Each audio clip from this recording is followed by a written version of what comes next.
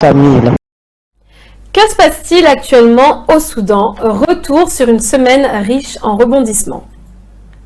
Lundi 25 octobre, le gouvernement de transition a été dissous par le général Abdel Fattah al-Burhan à la tête du Conseil souverain.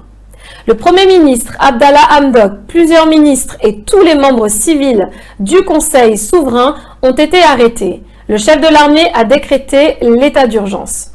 À l'annonce de ce coup d'État, des milliers de Soudanais ont immédiatement rejoint les rues de Khartoum pour manifester leur mécontentement à l'appel du bureau du Premier ministre Abdallah Hamdok. Le bilan a été de 3 morts et d'environ 80 blessés de tirs par l'armée. Pour beaucoup, ce coup d'État n'était pas imprévisible car cela faisait plusieurs semaines que la coalition entre les civils et les militaires mise en place en 2019 après la chute d'Omar el-Béchir se détériorait. Fin septembre, une nouvelle tentative de coup d'État contre le gouvernement civil avait même eu lieu. Les Soudanais espéraient beaucoup de ce nouveau gouvernement de transition. Mais au bout de 2 ans, la population semble être divisée entre ceux qui demandent le retour des militaires et ceux qui, bien que déçus, ne souhaitent pas leur retour. Selon le chef de l'armée, l'objectif de ce Conseil souverain était de trouver un accord, je cite, continu et équilibré entre les dirigeants civils et les dirigeants militaires, pour aller vers des élections générales. Cependant, selon le chef de l'armée, ce processus d'accord s'est, je cite, transformé en conflit.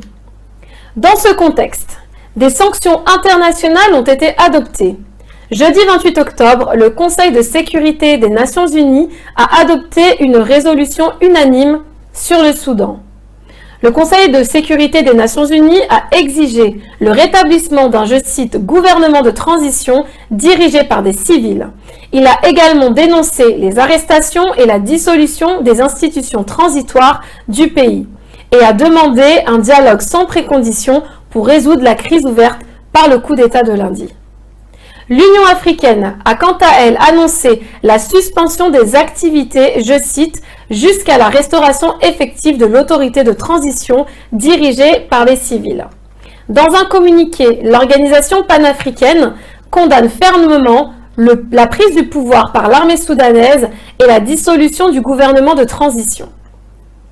Sur le plan économique, mercredi 27 octobre, dans une déclaration écrite, David Malpass, le président de la Banque mondiale, a suspendu, depuis le 25 octobre, jour du coup d'État, je cite, les décaissements dans toutes ses opérations au Soudan et l'institution a cessé de traiter toute nouvelle opération. Toujours dans ce contexte, les affrontements entre manifestants et forces de l'ordre se sont intensifiés ce jeudi à Khartoum. Le bilan depuis le début de la semaine est difficile à établir étant donné que les coupures de communication sont nombreuses.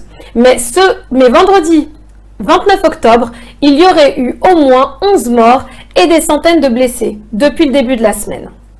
Les arrestations, elles, se poursuivent dans tout le pays. Les négociations politiques se poursuivent. Le général Burhan devrait annoncer prochainement un nouveau Premier ministre. Samedi 30 octobre, une grande manifestation rassemblant des milliers de Soudanais est prévue à Khartoum et dans plusieurs autres villes du Soudan, afin d'exiger le retour des civils au pouvoir.